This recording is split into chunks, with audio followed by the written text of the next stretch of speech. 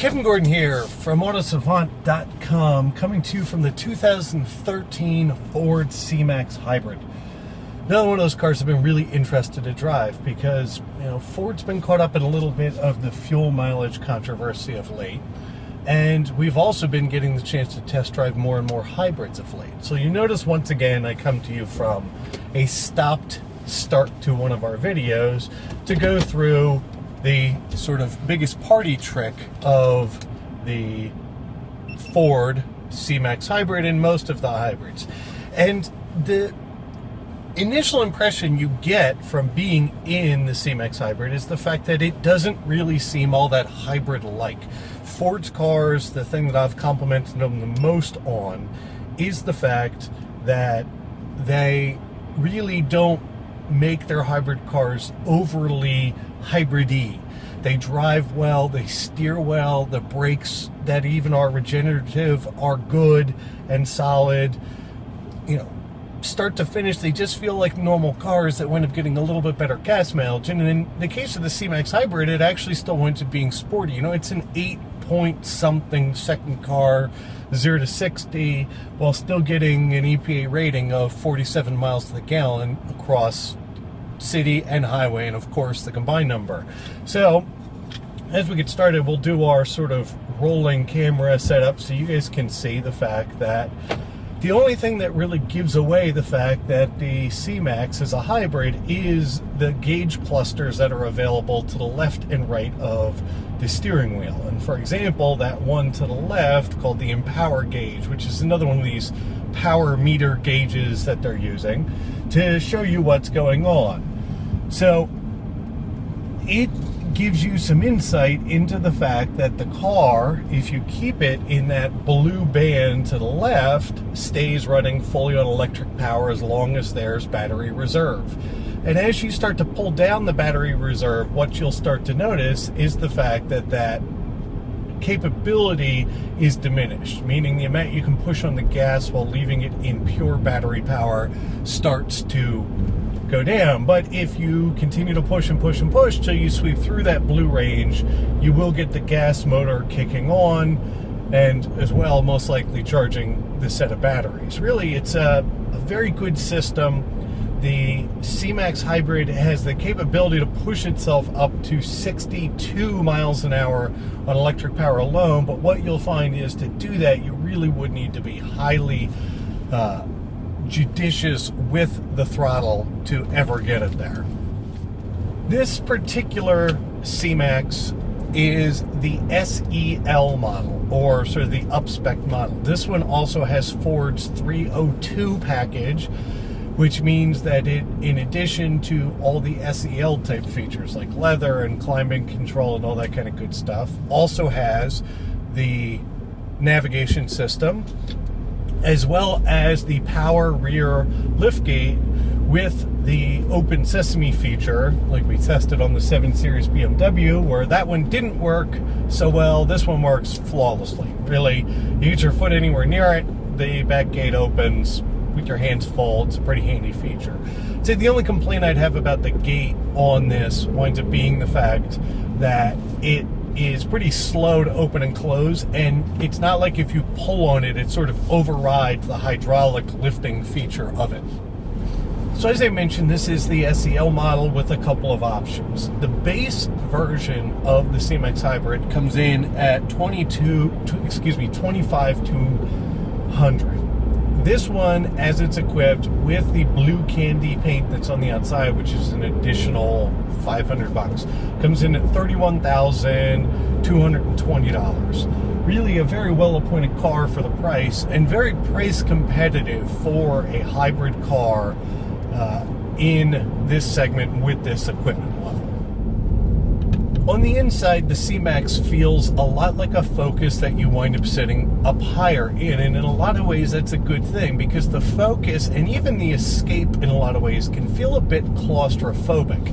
There's a wraparound dash, you do feel constrained in here. Now, I actually like that. I like the feeling of being sort of surrounded by the car, but I do know that other people have been turned off by that. Well, in the C-Max, because you just wind up sitting up higher in sort of the Focus platform with this bigger greenhouse, you get a ton of headroom. You also really feel much more airy and open in here, but you do get the high quality materials that sort of Ford is getting to be known for again. You know, all this stuff up here is soft touch. Now, it's true that the stuff below the belt line here does get to be hard plastic in places, but it all looks good. It's all put together well. There hasn't been any squeaks or rattles. And ultimately, that's what you notice about the C-Max Hybrid is it's a really quiet car in here.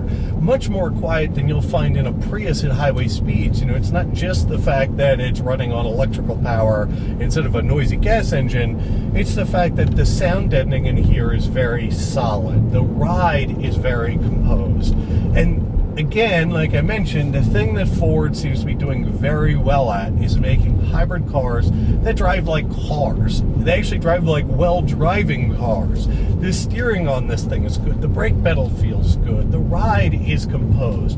You know, this thing's a heavy hybrid sedan, wagon, whatever you'd want to call it. It's up at 3,600 pounds with all the batteries and everything else. But the ride's composed. You know, I wouldn't call it sporty, but definitely as good as you're going to find in a hybrid sedan. Powering the C-Max Hybrid is a 2-liter Atkinson cycle gasoline engine that makes 141 horsepower and 121 foot-pounds of torque. It's mated to a 35 kilowatt electric motor powered by a 1.4 kilowatt hour set of battery packs back there that are lithium ion. I don't know why I can't say lithium these days. Lithium ion battery pack for a combined horsepower number of 181. And all that, like I say, is good for a 0 to 60 time of 8.2 seconds or so, as well as a 47 mile per gallon combined number. So before we get into the C-Max Hybrid, one more thing for you guys, our viewers, and I appreciate all of our commenters, mostly from our subscribers on the Honda Civic Si video, for your comments and suggestions and all that kind of stuff. So again, with the C-Max Hybrids, I want to know this time, what else do you want to know about the cars that I might not be telling you? Not so much camera angles or anything like that, but what else about the car are you not getting in our videos or would you like to know more about? As usual, please subscribe, please like, please share. All those things really do help our channel and get us into new and interesting cars sooner rather than later. If you can't tell already, I really like the C-Max Hybrid. It is just a nice car. I mean, it's practical, it's easy to get in and out of, the back seats are decent, they fold down perfectly flat. The battery pack does take up some storage space, but because those seats fold so easily and this thing's such a big box, you still have a ton of space to be able to put stuff in it.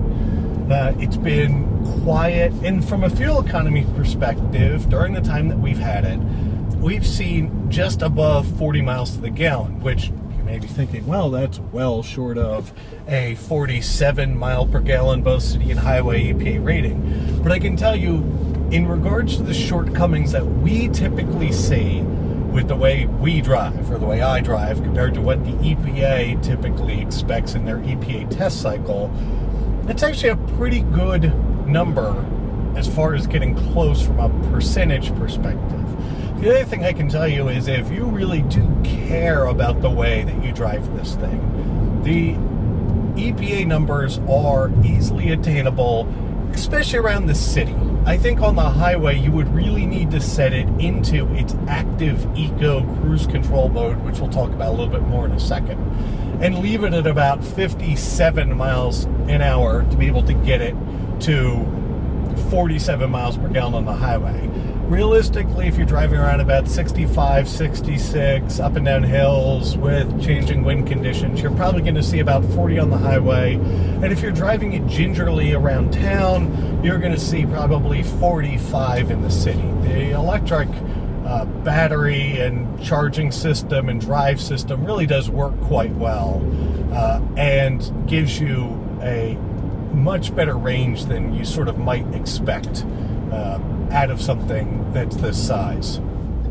So the C-Max Hybrid, to talk a little bit about its hybrid technology, is a much more common hybrid platform than, for example, the one we experienced in the Jetta Hybrid.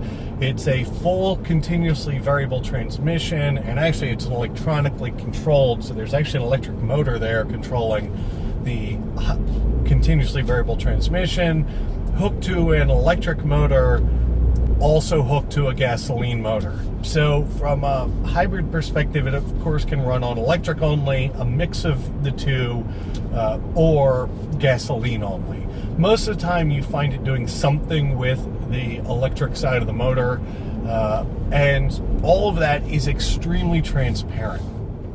From the rest of the features that are in here, really, it's very similar to the rest of the Ford cars that we've reviewed over the last year. MyTouch, really, you can have your complaints about it. In this instance, it's a little bit harder to reach than in some of the Ford systems. The voice control does work quite well, but still, there's a lot of places where buttons would be appreciated.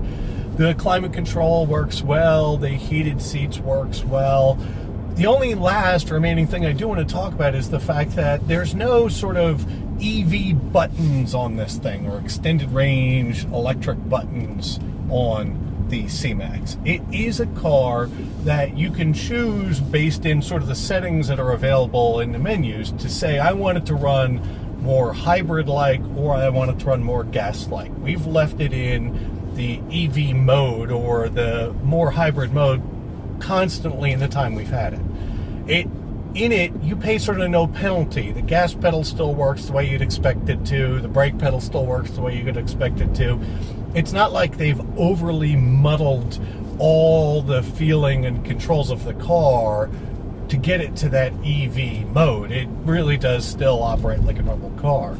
The one thing that is interesting is there's this eco cruise control feature that what it winds up doing is, if you set it to say 60 miles an hour in Eco Cruise, it really will move between a range of about 55 and 65, depending on what's going on with hills and wind and everything else, to try to get the best efficiency numbers. The one warning there is, if you're used to cruise control really being pretty diligent about maintaining your speed, you can catch yourself in sort of speeding ticket places or problems potentially, because of the fact that the cruise control isn't regimented to stay at a certain speed. But again, with all that stuff, really the 2013 Ford C-Max Hybrid winds up being comfortable, well-appointed, capable, and quite efficient for $31,000. And with that, Kevin Gordon from Autosavant, I look forward to talking to you guys soon.